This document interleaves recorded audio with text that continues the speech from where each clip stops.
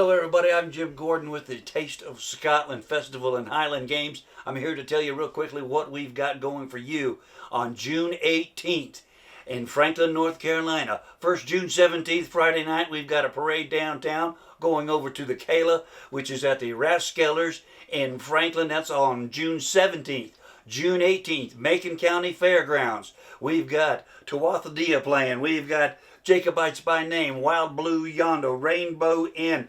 Norma Jean's going to be playing all kinds of good Celtic music all day long at the Macon County Fairgrounds. We've got Highlands Game, Sheaf Tossing, the Caber Tossing, all the heavy athletic games are going to be there for you on June 18th. We have got Border Collies, we have got the big Highland Coup. We have got the kids program. We've got great Scottish food for you and some vendors and a lot of fun. Come see us June 18th, Father's Day weekend, all day Saturday at the Macon County Fairground. We'll see you there.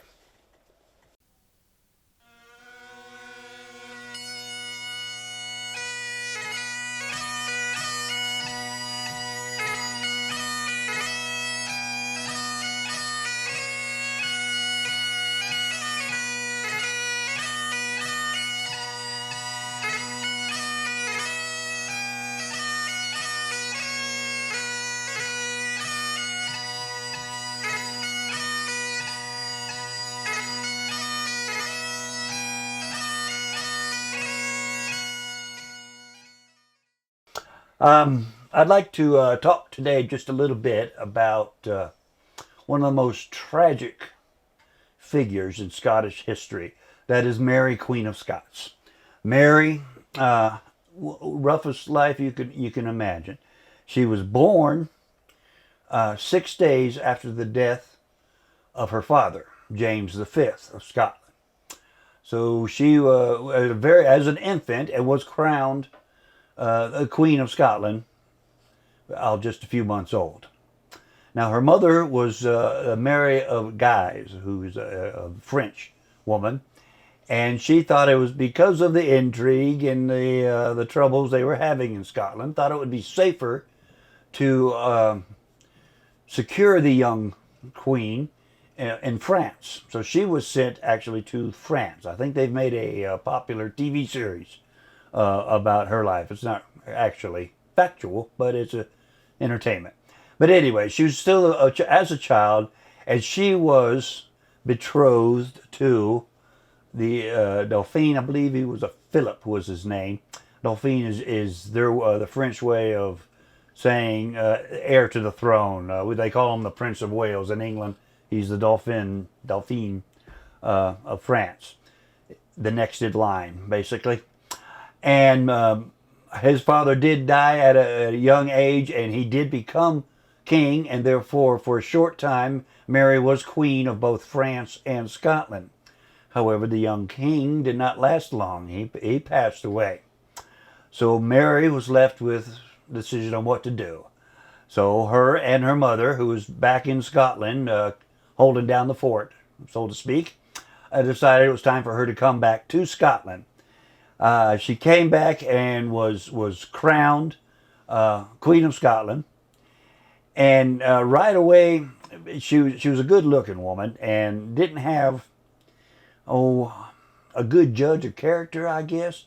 First, she got up with this Darnby fella. He was a Stuart, kind of a cousin, not a direct first cousin, but a cousin of hers.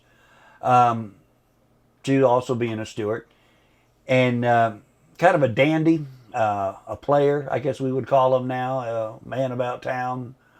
And she fell in love with him, or thought she did. And he saw a way to become king. So they were married. It did, from the start, it was not right.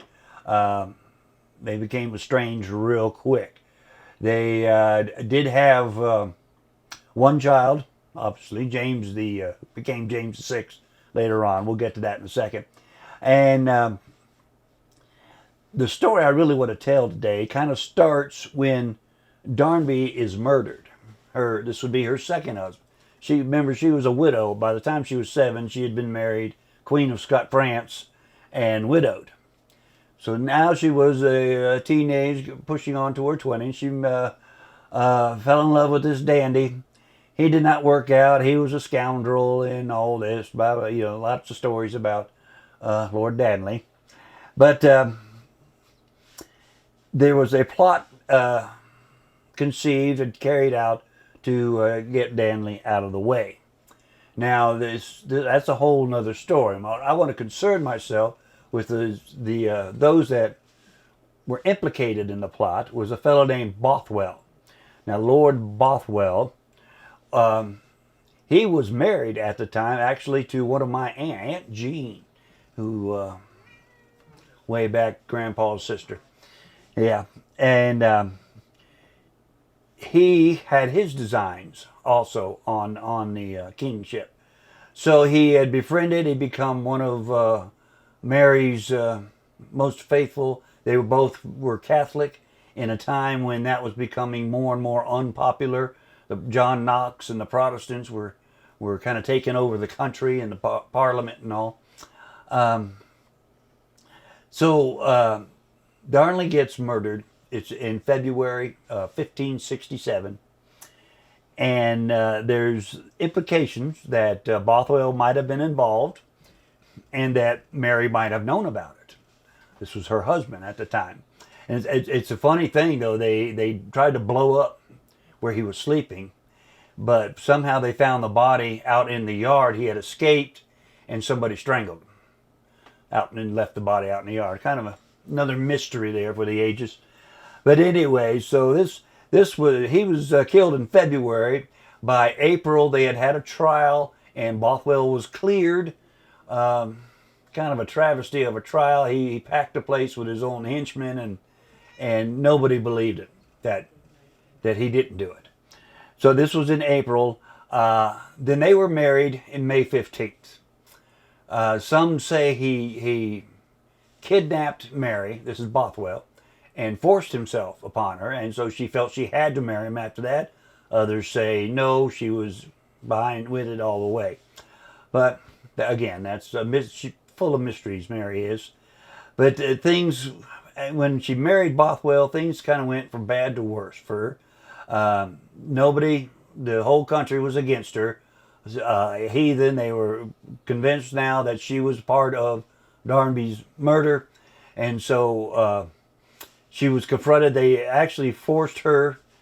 It was Earl of Moray, who was her half brother, actually, another son of James V. He was an illegitimate son, but Mary had made him the Earl of Moray, and he wanted to be the regent. Wanted to go ahead and give the kingship to the baby, who would be James VI, her son. So he had her taken away from Mary, and there was a battle at Langside, I believe. It was in June of 15th. It really wasn't a battle. The Earl of Moray's men were coming this way, and Mary and Bothwell were heading out, and they gathered there, and Bothwell didn't get the help from some of the other earls that he was hoping for, and so he decided, or Mary decided she would turn herself in. So she became a captive, expecting to be treated like a queen and respected, but she was not. She was treated rough. The townspeople had all turned against her and were screaming at her, and she lasted there she did escape. I believe her escape was in May of this is by now 68.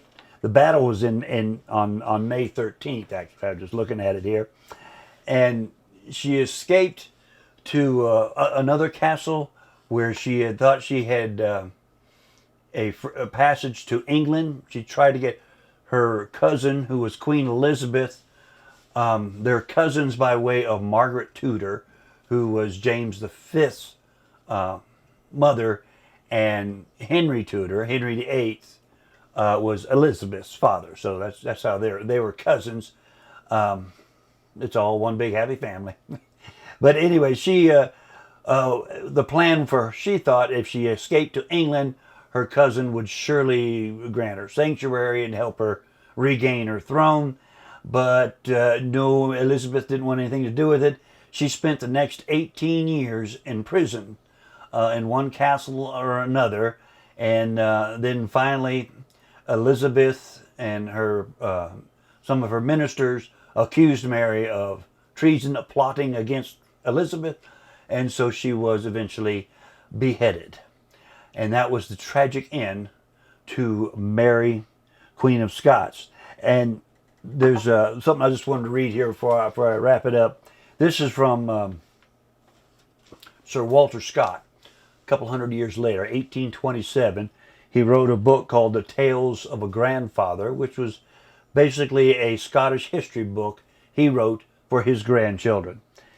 And he says, "Thus did Queen Mary die, aged a little above 44 years. She was eminent for beauty, for talents and accomplishments, nor is there reason to doubt her natural goodness of heart and courageous manliness of disposition. Yet she was, in every sense, one of the most unhappy princesses that ever lived. From the moment when she came into the world in an hour of defeat and danger, to that and with a bloody and violent death, closed a weary captivity of 18 years. She had a rough time." And that's our story for this time. Appreciate you hanging out till the end, and we'll see you next time.